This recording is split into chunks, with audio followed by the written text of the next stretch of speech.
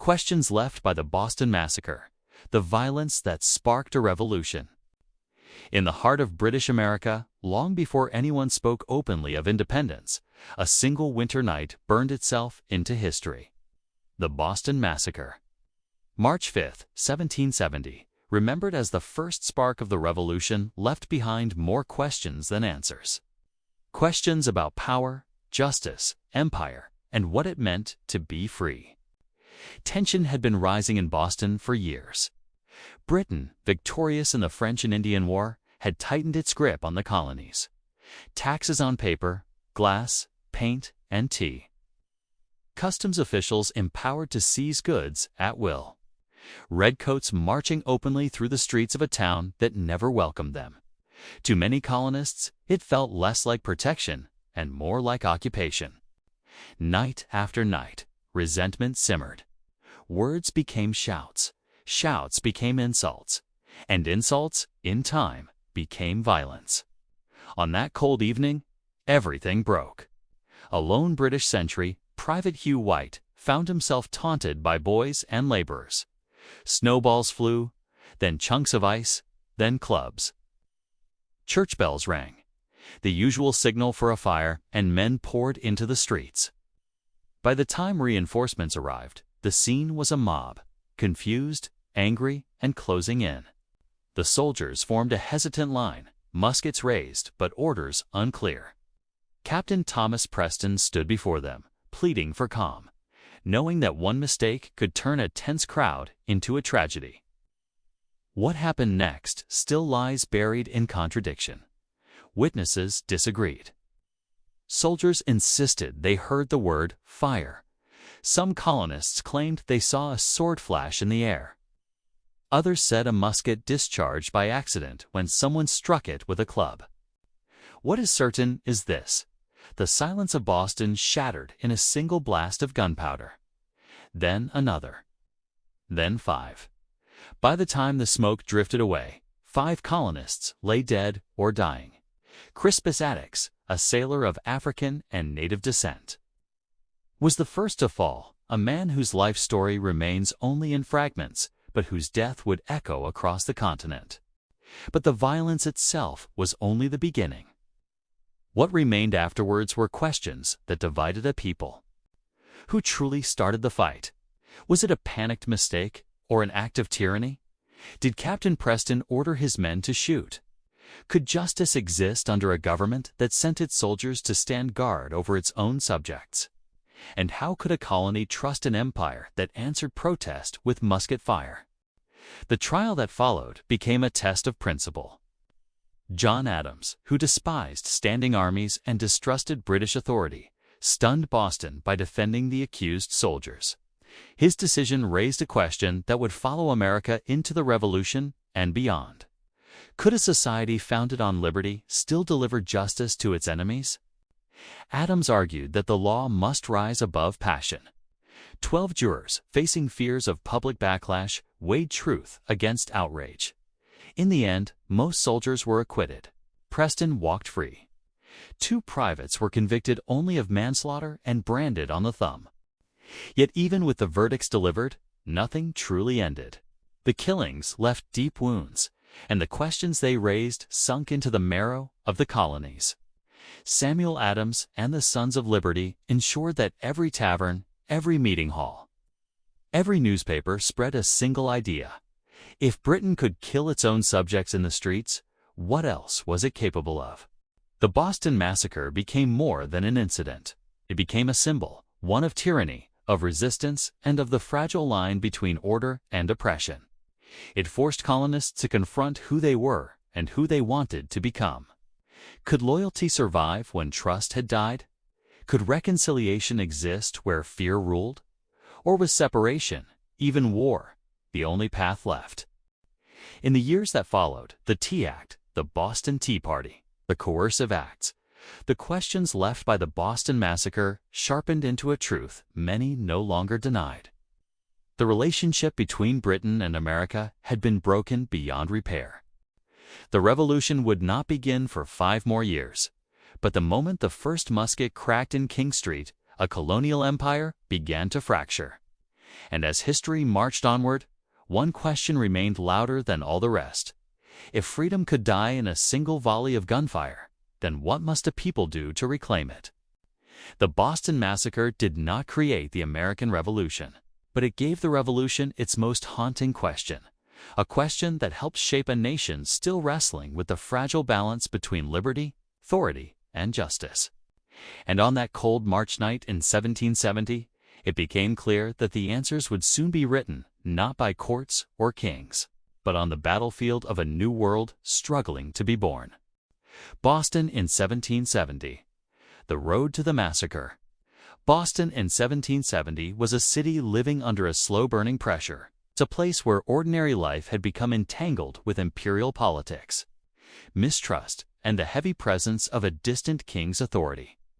Throughout the 1760s, tension grew steadily as Britain attempted to tighten control over its American colonies.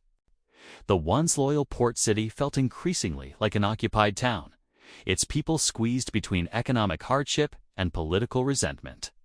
Its streets patrolled by men in redcoats who were never meant to be part of daily life in a New England marketplace. The trouble began with taxes imposed, not in disaster or emergency, but in peacetime by a parliament in London that colonists had no voice in. The Sugar Act, the Stamp Act, then the Townshend Acts, which taxed glass, paint, lead, and tea. Each measure inflamed the belief that Britain saw the colonies less as fellow subjects and more as a source of revenue. Resistance grew quickly, and Boston, a hub of merchants and sailors, became the center of defiance. British customs officials arrived determined to enforce the new laws. But they faced a population that believed those laws violated their rights as Englishmen. Harassment became routine. Effigies were burned. Insults were traded. Crowds formed around customs officers with a speed that startled even seasoned British administrators. The city buzzed with political activism. And organizations like the Sons of Liberty stirred the public mood with speeches, pamphlets, and acts of organized defiance. By 1768, tensions had reached a breaking point. Customs officials pleaded for help. Britain responded the way empires often do when they fear disorder. They sent troops. In October of that year, regiments of British soldiers marched into Boston, bayonets fixed, drums pounding, uniforms bright red against the gray New England autumn. The soldiers claimed they came to protect customs officers and keep order. But to the people of Boston, it felt like the arrival of an occupying force. The city had not called for them. The city did not want them. And the city was determined to make their presence as uncomfortable as possible. From the moment the troops arrived, the relationship between soldier and colonist was strained. Soldiers competed with local laborers for jobs, accepting lower wages because their military pay was meager. Boston workers resented what they saw as unfair competition from armed outsiders. Arguments broke out on the docks. Tavern confrontations turned into fistfights. Angry but mostly nonviolent clashes between redcoats and civilians became part of everyday life. Children mocked soldiers in the streets. Merchants refused service. Women turned their backs on passing patrols. The air carried a tension that never fully dissipated. Still, for all the hostility, the city avoided bloodshed until March 5, 1770. The night everything changed. It began, as many historical turning points do, with something small, a cold evening. A lone British sentry, Private Hugh White, standing guard outside the custom house on King Street. A young wigmaker's apprentice accused a British officer of not paying a bill. Words were exchanged. Then louder words. A crowd gathered. Snowballs flew. Then chunks of ice. Someone rang the church bells, a signal traditionally used for fire, which drew more townspeople rushing toward the commotion. The crowd grew into dozens, then perhaps over 100, shouting, jeering, pressing forward against a man alone with a musket he desperately hoped not to fire. Captain Thomas Preston heard the disturbance and marched a group of soldiers to reinforce the sentry. They formed a line, their muskets loaded, but their orders unclear. Lantern light flickered across the scene. Smoke from chimneys and torches mixed with the winter air. Voices collided, orders, insults, warnings, panicked pleas. Some colonists carried clubs. Others dared the soldiers to fire. It was a moment stretched thin, a balance between restraint and disaster. No one can say with absolute certainty what happened next. History records contradictions, confusion, and fear. Some witnesses insisted they heard Preston shout, "Don't fire." Others claimed they saw a soldier struck by a club, causing his musket to discharge accidentally. Once that first shot echoed through King Street, there was no turning back. The soldiers, startled, fired into the crowd. People screamed. Smoke engulfed everything. When it cleared, 5 men lay dead or dying. Among them was Crispus Attucks, a dockworker of African and native descent, believed to be the first to fall. His presence at the front of the crowd and his death transformed him into a symbol of both resistance and sacrifice. The moment the bullets hit flesh, the conflict between the colonies and the British Empire crossed a threshold from which it could not retreat. Boston lost not only lives, but its patience, its trust, and any belief that coexistence under British troops was possible. News traveled fast. Patriot leaders immediately understood the power of the moment. Samuel Adams and other activists moved quickly to frame the incident not as a street brawl gone wrong, but as a brutal attack on innocent civilians. Within days, the event had a name: the Boston Massacre. The phrase was no accident, it was a political weapon. And Paul Revere delivered the most impactful blow. His engraving of the scene, published and circulated across the colonies, showed a tidy line of British soldiers firing in perfect unison at a helpless crowd. The chaos, the insults, the projectiles thrown by colonists all omitted. The engraving was not an objective record, but a piece of revolutionary propaganda designed to spark anger and unity. And it worked. Copies of the image spread through the 13 colonies with remarkable speed, making even those living hundreds of miles away feel as though they had been standing on King Street that night. The image of uniformed soldiers firing on unarmed citizens electrified colonial opinion. It did not matter that the engraving was exaggerated. What mattered was that it captured how Americans felt: occupied, disrespected, and endangered by the very government meant to protect them. The aftermath of the Boston Massacre raised profound questions that would shape the future of the continent. Who was responsible? Could justice exist under a system where one side held the guns and the other held only grievances? The trial that followed, led by none other than John Adams, forced the city to confront these questions directly. Adams, though sympathetic to the colonial cause, defended the British soldiers, insisting that the law demanded fairness even for perceived enemies. His decision was controversial, but it revealed a deeper truth. The struggle for American liberty was also a struggle for American principle. In court, testimony was contradictory, emotions high, and the political stakes enormous. But the verdicts delivered a nuanced outcome. Most soldiers were acquitted, with only 2 found guilty of manslaughter. Yet even this careful legal process could not extinguish the emotional fire the event had ignited. For many colonists, the massacre was proof that reconciliation with Britain was impossible. For others, it became a warning that only unity could protect their rights. Over the next 5 years, the memory of that night simmered beneath every political debate, every protest, every clash between Parliament and colonial assemblies. The Boston Massacre was not yet the revolution, but it set the colonies on an irreversible path toward it. The questions raised on King Street in 1770 lingered long after the bodies were buried. Who truly held power in the colonies? How far would Britain go to enforce obedience? And most importantly, how long would Americans tolerate laws enforced at gunpoint? By the time tea splashed into the harbor in 1773, by the time British ships sailed into Boston to close the port, by the time Lexington and Concord echoed with musket fire, the answers to those questions had become clear. The Boston Massacre did not cause the revolution, but it revealed something essential about the relationship between the colonies and their king. It showed that force, once used on the streets of Boston, would be used again. It showed that fear and anger, once awakened, could not easily be contained. And it showed a people fractured, frustrated, and uncertain that they might one day need to fight for their own future. In the end, the Boston Massacre remains not only a tragedy, but a turning point. A moment when Boston, already uneasy, finally broke under the weight of empire. A moment when 5 deaths illuminated a vast political struggle. A moment when 13 colonies realized that the path forward would demand unity, courage, and a willingness to confront the greatest power in the world.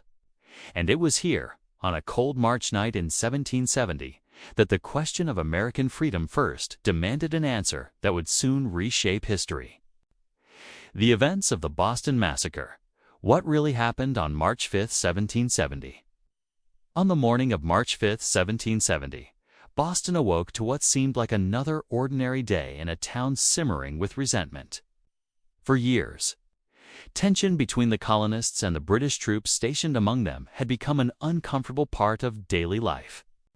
But on this particular day, the uneasy atmosphere would explode into one of the most consequential moments in American history.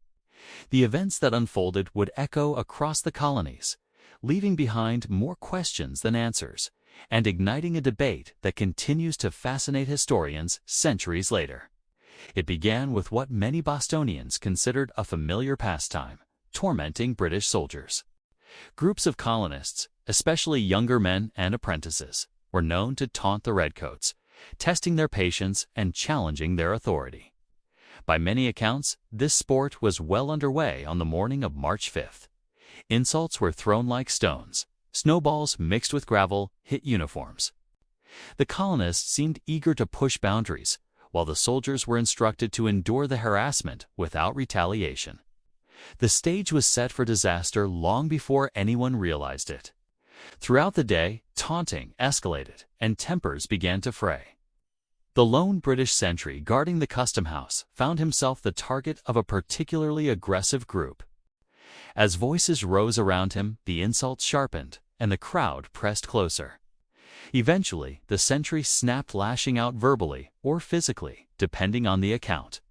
His reaction had immediate consequences. It drew even more colonists to the scene, swelling the small crowd into something far more dangerous. Then came the moment that turned tension into chaos. Someone, hearing the noise, began ringing the church bells. Everyone in Boston knew what that signal meant: fire. In a city of wooden buildings and narrow streets, the sound of the bells was enough to send people rushing out of their homes. But instead of flames, they found a confrontation brewing on King Street. The crowd grew rapidly, fueled by curiosity, fear, and anger. Feeling threatened, the sentry called for reinforcements. His cry for help triggered a chain of events no one could stop. Captain Thomas Preston, a British officer responsible for maintaining order, quickly assembled a small detachment of 7 or 8 soldiers and marched toward the disturbance. Their purpose was simple: rescue the isolated sentry and prevent violence. But by the time they arrived, the situation had already spiraled beyond their control. The soldiers formed a defensive line, muskets fixed with bayonets, but they were immediately surrounded. The colonists pressed in from all sides, shouting, jeering, hurling taunts and objects. The cold air was filled with the crack of ice striking metal, the thuds of clubs hitting muskets, and the uneven glow of lanterns that cast wild shadows across the street. Captain Preston attempted to restore calm, pleading with the crowd to disperse, but neither side was willing to yield. Every word, every movement tightened the tension. And then, the moment that changed history. A single musket discharged. Whether it slipped, was struck, or was fired deliberately remains unknown. But that first shot was enough. In the confusion, the soldiers, panicking, startled, or believing they were under attack, fired into the crowd. One volley. Then another. Musket smoke billowed through the street, Screams filled the air, and when the haze lifted, the damage was horrifyingly clear. Several colonists lay wounded. 5 would die. Among them was Crispus Attucks, a man of African and Native American descent, widely remembered as the first to fall an early martyr in the struggle between Britain and her increasingly restless colonies. In moments, the crowd that had surrounded the soldiers dispersed in terror and shock. And just as quickly, the soldiers retreated back to their barracks, leaving behind a street stained with blood and history. These events, the facts we can agree on, form the backbone of what we now call the Boston Massacre. But the true story is deeper, more tangled, and far less certain than the simple image of soldiers firing on civilians. Many uncertainties surround this pivotal moment. The immediate questions that spread across Boston remain unresolved even today. Did the soldiers fire with provocation? Were they driven to the breaking point by a hostile crowd? Or did they act recklessly in panic? Did they fire on their own, or were they following orders? And perhaps the most debated question of all, was Captain Thomas Preston responsible for giving an order to fire into a crowd of civilians? Or was he innocent, caught in chaos, blamed for a tragedy he desperately tried to prevent? These were not simply legal or moral questions. They were questions that cut to the heart of colonial identity, of power, of tyranny, and of the public narrative that would soon drive the colonies toward independence.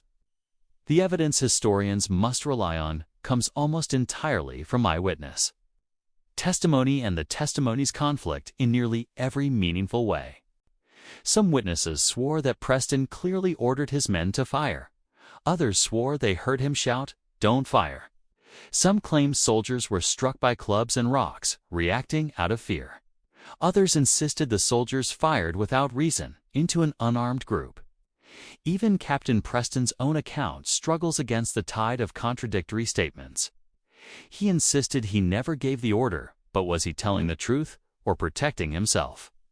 In the days following the shooting, the people of Boston wanted answers, but answers were hard to come by. The courtrooms echoed with clashing stories, each shaped by fear, loyalty, or political agenda. Patriot leaders like Samuel Adams capitalized on the confusion, using the event as undeniable proof of British tyranny. Loyalists insisted the soldiers had acted in self-defense. The facts of the night became a battlefield of interpretation, each side fighting not only for justice, but for control of the narrative that would shape public outrage. Historians today face the same challenge. The testimonies so full of contradiction offer only fragments. A shout heard here, a flash seen there, a command imagined or misheard in the chaos. And so we are left, more than 2 centuries later, to assemble a mosaic from broken pieces.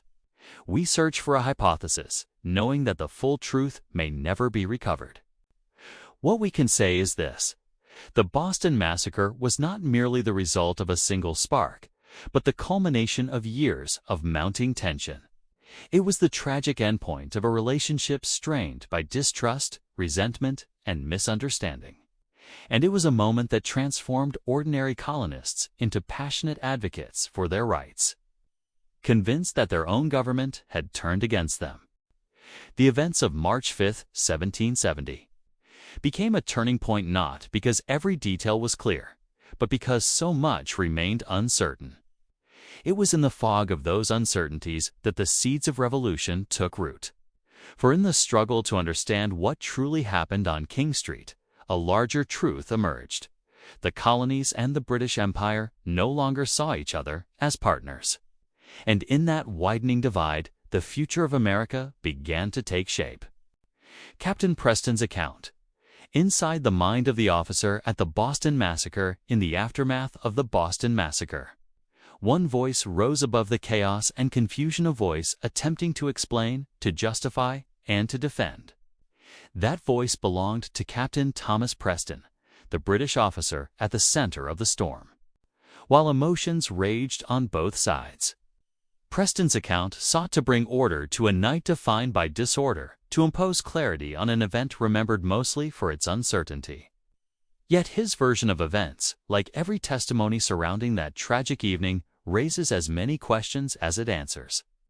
To understand the Boston Massacre, we must walk with Captain Preston himself, step by step, through his own words and reasoning on that cold night of March 5, 1770. Captain Preston's account begins not with the sound of muskets, but with the rising noise of an angry crowd. He claimed that as tensions built outside the custom house, he heard alarming shouts echoing across King Street. People were yelling fire, word that carried explosive meaning in a wooden city constantly under threat of burning. But Preston insisted the cries were not warnings of flames. They were taunts, provocations, threats hurled by the crowd toward his soldiers. According to him, the colonists were not simply angry, they were deliberately escalating the situation, hoping to provoke violence. Sensing danger, Captain Preston ordered his men to load their weapons. This action was not, in his view, an invitation to attack, but a precautionate defensive measure in response to what he perceived as an increasingly hostile environment. He believed his soldiers were vulnerable, surrounded by townspeople who seemed intent on forcing a confrontation. In Preston's telling, he acted not as an aggressor, but as a commander preparing his men to withstand an assault. As the crowd grew, pushing in closer and closer, Preston claimed the colonists began attacking his detachment. He described snowballs mixed with ice, rocks, and debris smashing against the soldiers' uniforms. More alarming to him were the heavy clubs-thick pieces of wood swung with 4 striking muskets and shoulders. The noise, the shouts, the insults, and the blows created a frenzied scene. In Preston's account, the soldiers were no longer confronting unarmed civilians. They were facing an increasingly violent mob. Then came the moment that changed history. Captain Preston claimed that one of his soldiers was struck directly by a club sharp, unexpected blow that knocked the soldier off balance. In shock or pain or panic, the soldier fired his musket. That shot ripped through the night, loud and sudden, transforming a tense standoff into a blood-soaked tragedy. According to Preston, the remaining soldiers fired in response to that first accidental discharge. He insisted that his men, hearing the shot and believing themselves under attack, reacted instinctively. Muskets were raised, fingers tightened. Another blast. Then another. Smoke swallowed the street. Screams replaced shouts, and within seconds, bodies fell to the ground. 5 colonists would die because of what happened in those irreversible moments. To Captain Preston, the volley was not an ordered attack on civilians, but a chain reaction triggered by fear, confusion, and the assault from the crowd. He argued that he never commanded his men to fire. In fact, he claimed he rushed forward as soon as the shooting began, reprimanding his soldiers for firing into the crowd without authorization. The picture he painted was one of a commander desperately trying to maintain control while chaos surged around him. But like everything tied to the Boston Massacre, Captain Preston's account is shaped by perspective. Was he describing the truth as he experienced it? Was he defending himself against accusations that could cost him his life? Was he trying to protect his men, or his reputation, or the integrity of the British forces in Boston? Or was he genuinely recounting events as he believed they happened? His critics, especially Patriot leaders, suffered a different interpretation. They argued that Preston's testimony conveniently absolved him of guilt, placing responsibility on panic and confusion instead of command decisions. They accused him of shaping a narrative designed to counter the charges of tyranny leveled by Samuel Adams and the Sons of Liberty. They saw his account as self-serving a story meant to protect the powerful at the expense of the dead. Yet, there were others who found Preston believable. His calm, measured account contrasted sharply with the chaos described by many witnesses. He did not deny the tragedy. He did not blame the colonists for the deaths. Instead, he described a series of escalating events that spiraled beyond anyone's control. Some historians believe that Preston's detailed explanation reflects an officer committed to disciplined procedure, one unlikely to recklessly order his men to fire. Still, we must remember that the only evidence available comes from eyewitnesses whose stories collide like waves. Many contradicted each other. Some contradicted themselves. The sound, the smoke, the violence, all of it blurred the line between perception and reality. In the confusion of that night, even the participants may not have fully understood what happened. Memories distorted by fear. Testimonies shaped by loyalty or anger. And a captain fighting both for his honor and for the truth as he saw it. Captain Preston's account, with all its claims, leaves us with a portrait of a man caught between two forces, a violent crowd pressing in on his soldiers, and a British Empire expecting him to maintain control. Whether he acted wisely or recklessly, bravely or foolishly, Preston's actions sit at the crossroads of personal responsibility and historical consequence. His version of the Boston Massacre adds depth to an event often flattened into propaganda. It gives voice to the soldiers' men who, in his telling, were not villains, but terrified young men trying to survive a moment that none of them fully understood. In the end, Captain Preston's account is more than testimony. It is a window into the uncertainty of the Boston Massacre, a reminder that history is often shaped not by clear truths, but by conflicting perspectives. It highlights the fragile line between order and chaos, between discipline and panic, between command and catastrophe. And it compels us to question how events can be remembered differently by those who lived them, those who judged them, and those who later wrote them into the story of a nation struggling toward revolution. The Boston Massacre remains one of the most complex and debated incidents in early American history. Captain Preston's voice, preserved across 2.5 centuries, does not give us final answers. But it offers a glimpse into a moment when fear, anger, and misunderstanding converged in a deadly instant. And it reminds us that even at the dawn of America's fight for independence, truth was contested, narrative was power. And the reality of that night remains forever entangled in smoke, musket fire, and human fallibility. Eyewitness voices, the testimony that supported Captain Preston in the aftermath of the Boston Massacre. The city plunged into shock, anger, and disbelief. 5 colonists lay dead. Tensions between Britain and her American subjects had burst into violence. And the question that dominated the streets was simple, yet deeply consequential. Who was responsible? While Patriot leaders insisted the massacre was a deliberate act of tyranny, a wave of eyewitness testimony emerged, suggesting a different story, one that aligned closely with Captain Thomas Preston's own account. These voices, often overshadowed by the louder cries of protest, offer a compelling look into a night clouded by chaos. Through their statements, we glimpse a version of events in which Captain Preston struggled to maintain control, not unleash gunfire. To understand the full complexity of the Boston Massacre, we must step into the shoes of these witnesses and listen to the evidence they left behind. Among the first to speak was Peter Cunningham. His testimony supported one of the earliest moments in Preston's account. Cunningham claimed he heard Captain Preston order his men to load their weapons.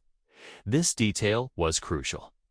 In a city where tempers boiled daily between soldiers and townspeople, loading weapons was a defensive measure, not an offensive one. According to Cunningham, Preston's tone and instructions reflected preparation, not aggression, a commander anticipating danger, not seeking it. The loading of muskets underscored the tension of the moment, but it did not confirm an intention to fire. Instead, it revealed how close to the edge the situation had already become. Another eyewitness, Richard Palms, provided testimony that struck at the heart of the controversy. Palms claimed he approached Captain Preston directly and asked him whether he intended to fire on the crowd. According to Palms, Preston replied decisively, "No," this single word, echoing across centuries of historical debate, carries immense weight. If true, it suggests that Preston had no desire to escalate violence, even as the crowd pressed in dangerously close. Palms's statement helps paint a picture of an officer attempting to prevent violence, not encourage a man surrounded by chaos, yet still urging restraint. Other witnesses described the behavior of the crowd itself, a critical element of the unfolding tragedy. William Wyatt testified that he heard colonists shouting at the soldiers, daring them to fire. Their taunts, shouted loudly and repeatedly, added fuel to an already volatile situation. Wyatt's account suggests that the colonists were not merely passive victims, but active participants in a dangerous confrontation.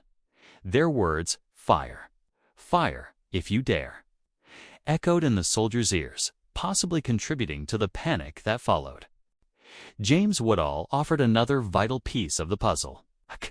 He claimed he saw a stick thrown from the crowd that struck one of the soldiers. In the 10 seconds that followed, Woodall said the soldier reacted instinctively. He fired his musket. That single shot shattered the fragile standoff, triggering a chain reaction in which other soldiers, startled, frightened, believing an assault was underway, discharged their weapons in rapid succession. Woodall's testimony aligns with Preston's claim that the first shot was not an ordered volley, but the sudden, panicked reaction of a man under attack. Other witnesses supported the notion that the soldiers faced physical provocation. William Sawyer testified that snowballs were being thrown at the soldiers. In most circumstances, snowballs might seem harmless. But on that night, mixed with ice, gravel, and debris, they became projectiles, sharp, painful, and meant to overwhelm. The combination of snowballs, sticks, and clubs created a growing sense of danger among the soldiers, reinforcing the possibility that they believed they were defending themselves. Yet one of the most controversial testimonies came again from Peter Cunningham, who claimed that an officer, not Captain Preston, was standing behind the soldiers and gave the fateful order to fire. If true, this statement could absolve Preston entirely, shifting responsibility to an unidentified officer whose identity has never been fully confirmed. Cunningham's claim added a layer of mystery to an already tangled incident, raising questions about whether Preston was wrongly accused of issuing the fatal command. Matthew Murray offered further support for Preston by stating he did not hear the captain give any order to fire. In a moment as loud and chaotic as the massacre, silence or absence of sound becomes evidence. If Preston had shouted a clear command, Murray argued, he would have heard it. His failure to hear such an order bolstered the idea that no such instruction was given. Testimony continued to paint Preston not as an instigator, but as a man desperately trying to regain control. William Wyatt claimed that Preston reprimanded his men for firing into the crowd. This detail aligns directly with Preston's own account. According to Wyatt, the captain did not celebrate the volley. He condemned it. To reprimand soldiers in the middle of such chaos suggests a commander appalled by what had occurred, not one who orchestrated it. Finally, Edward Hill described a moment that offers profound insight into Preston's character and intentions. Hill claimed he saw Captain Preston physically intervene with one of the soldiers, ordering him to put away his weapon rather than continue shooting. In the midst of smoke, panic, and screams, Preston was, according to Hill, actively trying to stop the violence. This moment, if true, reflects a man striving to prevent further bloodshed, even after tragedy had already struck. Together, these eyewitness statements form a powerful narrative. They depict a tense, hostile crowd urging soldiers to fire. They describe physical attacks against the redcoats, snowballs, sticks, and clubs thrown with force. They recount a first shot fired by a soldier reacting to a blow, not by command. And they paint Captain Preston as a man trying to maintain discipline, refusing to give the order to fire, and even commanding his men to cease shooting once the tragedy began. Yet these witnesses also expose the deep uncertainty that surrounds the Boston Massacre. For every testimony supporting Preston, another contradicted it. For every voice insisting he gave no order, another insisted he did. The massacre remains one of the most contested events in colonial history, precisely because the truth was buried beneath noise, fear, and confusion. But the testimonies in support of Captain Preston remind us that history is rarely as simple as propaganda would have us believe.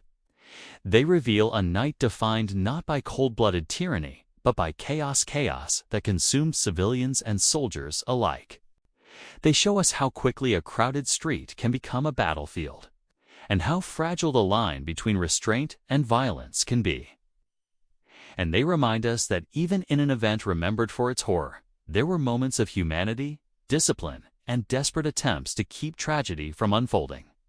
In the end, these voices, Cunningham, Palms, Wyatt, Woodall, Sawyer, Murray, will stand as a counterweight to those who condemned Captain Preston outright. Their accounts help us see the Boston Massacre not just as a symbol of British oppression, but as a complex human moment in which fear, misunderstanding, and chaos collided with fatal consequences. Through their eyes, we glimpse the possibility that Captain Preston was not the villain of that night, but a man caught in the center of a storm he could neither control nor prevent.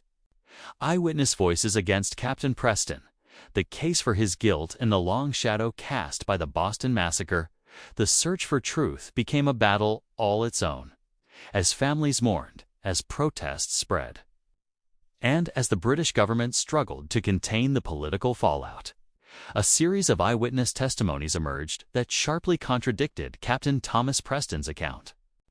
These witnesses insisted that the tragedy was not an accident of panic, nor a misunderstanding in the chaos, but an act triggered by the captain's own command.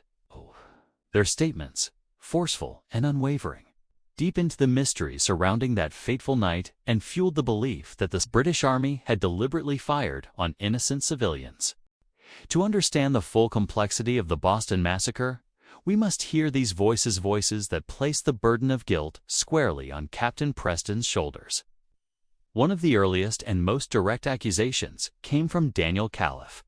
Califf claimed he heard Captain Preston order his men to fire into the crowd. In a night filled with noise, insults, and confusion, Califf's testimony stood out for its clarity. According to him, the order was unmistakable, deliberate, loud, and intentional. If Califf's words were true, the massacre was not a tragic chain reaction, but a direct act of violence initiated by the man in command. Yet, Califf was not alone.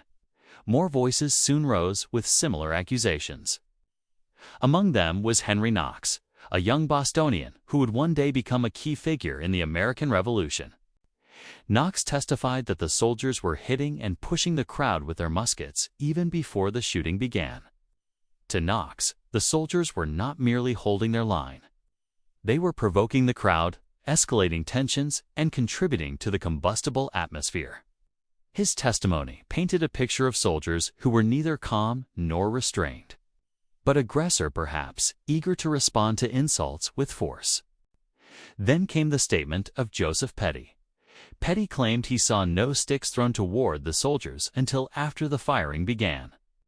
This detail, seemingly small, delivered a significant blow to Captain Preston's defense. If true, it contradicted multiple witnesses who insisted the soldiers were attacked before firing. Petty's account suggested that the soldiers may not have been responding to provocation at all but instead acted first, triggering the violent response that followed. To many colonists, Petty's testimony reinforced their worst fears, that the British soldiers fired without cause, turning their weapons on unarmed civilians. Robert Goddard provided another critical piece of testimony. Goddard claimed he heard Captain Preston cursing at his men for not firing when ordered. His accusation was sharp, emotional, and deeply damaging to the British officer. According to Goddard, Preston was not hesitating. He was urging violence, angry that his men were not obeying fast enough. If this account is accurate, the massacre becomes something far more sinister than confusion. It becomes an act of enforcement, an example of military power exerted over colonial subjects at the edge of rebellion. But perhaps the most compelling testimonies against Captain Preston came not from colonists, but from the soldiers themselves. Several soldiers, including the sentry Hugh White, claimed they heard the order to fire and believed they were following Preston's commands. These statements, coming from the very men who pulled the triggers, carried enormous weight. Why would the soldiers invent such a story if it were untrue? Why would they risk perjuring themselves in a trial that would determine their future? Their claims suggested that at least some of the redcoats believed the volley was not a mistake, but a direct response to their captain's authority. These testimonies formed the backbone of the Patriot argument against Preston. To them, the narrative was simple. A British officer, frustrated and overwhelmed, gave the fateful order, and when the smoke cleared, civilians lay dead on the street. The Boston Massacre, in this telling, was not a panicked reaction, but a moment of lethal discipline imposed on a rebellious crowd. Yet even as these accusations stacked higher, the truth remained elusive.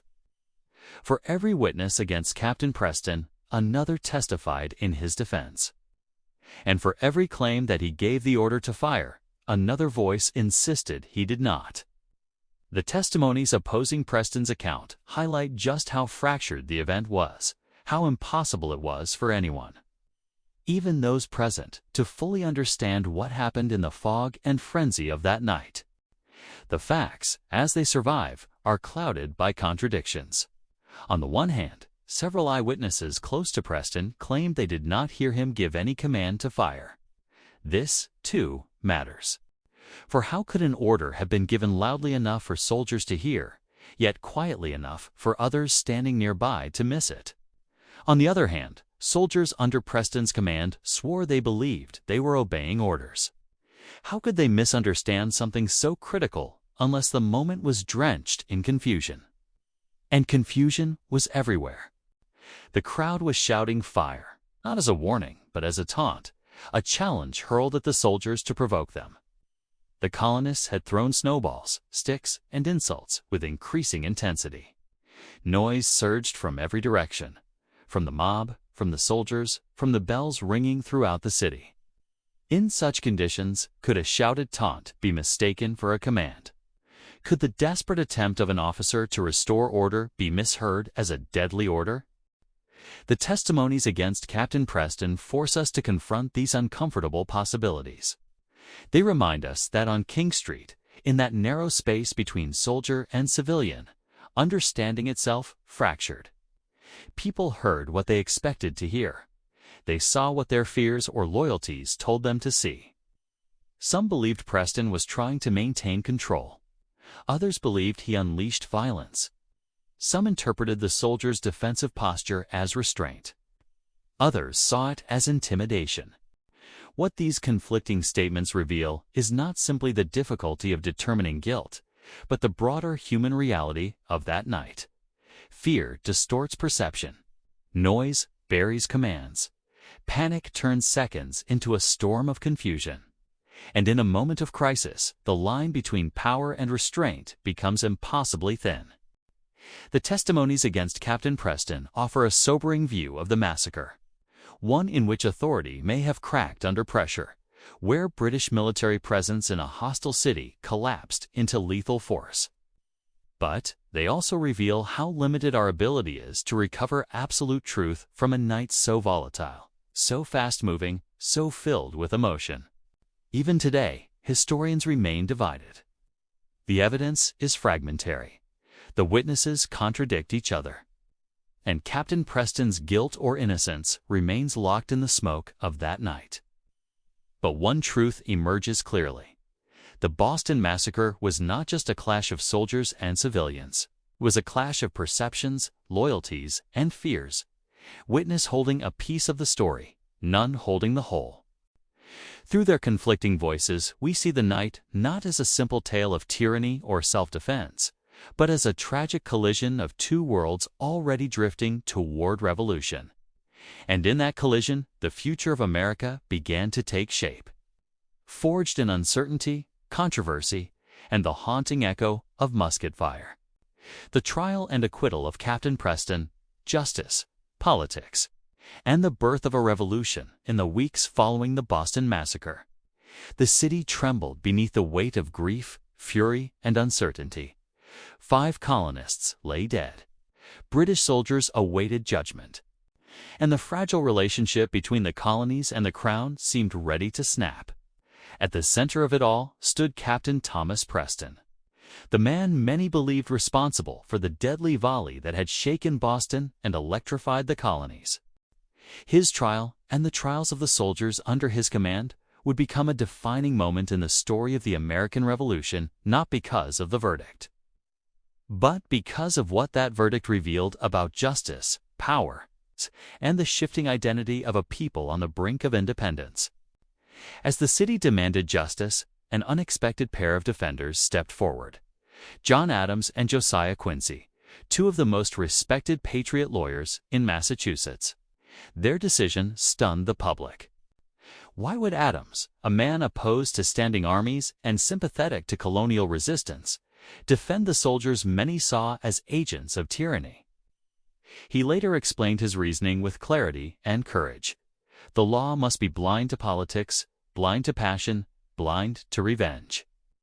If the colonies were to claim moral authority against British abuses, they had to demonstrate, unmistakably, that even their enemies were entitled to a fair trial. Adams understood a deeper truth as well. The world was watching. Britain expected the colonial courts to act with bias and vengeance. Adams intended to prove them wrong. And so, in a crowded courtroom thick with tension, the trial began. For weeks, testimony poured in contradictory, emotional, confused. Witnesses remembered the night differently. Some swore that Captain Preston ordered his men to fire. Others swore he did not. Some described the soldiers under attack, pummeled by snowballs, sticks, and ice. Others insisted they saw no such assaults. Every statement seemed to challenge another. The courtroom became a stage where uncertainty itself took the stand. Adams dismantled the accusations with careful, methodical precision. He argued that the prosecution lacked solid evidence, no clear proof, no reliable testimony, no definitive account of Preston issuing the fatal order. He reminded the jury that fear can distort memory, that chaos can obscure truth, and that justice must not depend on emotion, but on fact. Then came one of the most famous lines Adams would ever speak. "Facts are stubborn things." Those words cut through the heat of the moment. Whatever the emotions of the crowd, whatever the political winds blowing through the colonies, the jury had to examine the evidence, not the outrage. And the evidence, Adams argued, was deeply flawed. No one could say with certainty who gave the order to fire if anyone did at all. No witness saw Preston step in front of his men to signal a command. No one could explain clearly how the chaos unfolded. And multiple testimonies agreed that someone from the crowd may have shouted, "Fire," a taunt easily mistaken as a command. With testimonies divided, the jury returned its decision.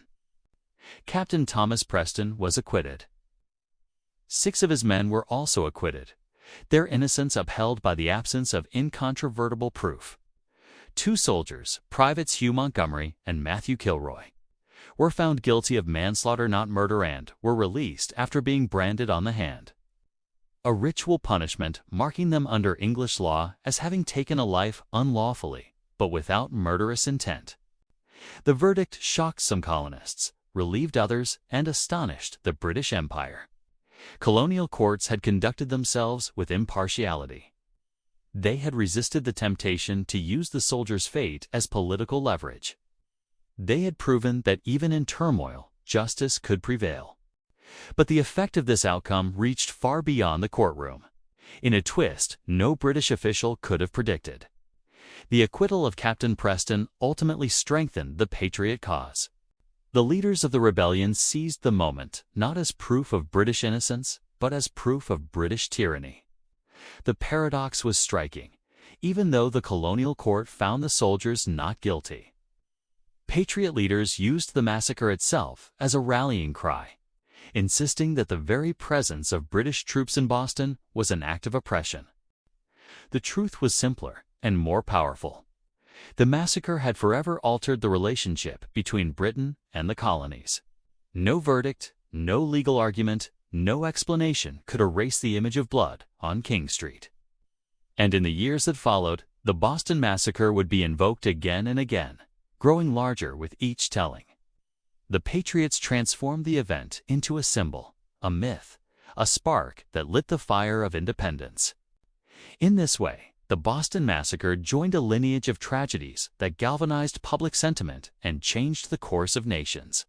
Like the explosion of the USS Maine in Havana Harbor in 1898. Like the sinking of the Lusitania in 1915. Like the surprise attack on Pearl Harbor in 1941. Like the September 11, 2001 terror attacks in New York and Washington. The Boston Massacre became more than a moment. It became memory, outrage, motivation, and identity woven together. It was the incident people pointed to when they asked, "Why must we resist?" It was the image invoked whenever colonists argued that British authority had grown dangerous. It was the story told in taverns, churches, and town meetings to unite the colonies in shared outrage. Just as future generations would rally around the shouts of "Remember the Maine," or "Remember Pearl Harbor," or "Never forget," the colonists soon rallied around a cry of their own: "Remember the bloody massacre." The jury's acquittal did not quiet the storm. It intensified it. It provided the Patriots with the perfect argument. Even when the courts showed restraint, the Empire showed none. The Crown continued to tax, to enforce, to occupy. The massacre remained proof, enduring, emotional, unforgettable, that British rule posed a mortal threat to colonial liberty. And so, the Boston Massacre came to stand at the very threshold of revolution. Not the cause of the war, but the warning. Not the opening shot, but the tremor that signaled the earthquake to come. It was in the echoes of that trial, in the whispers of those acquittals, that the colonists began to see themselves not as subjects of a distant king, but as a people beginning to imagine freedom and the heavy price that might come with it.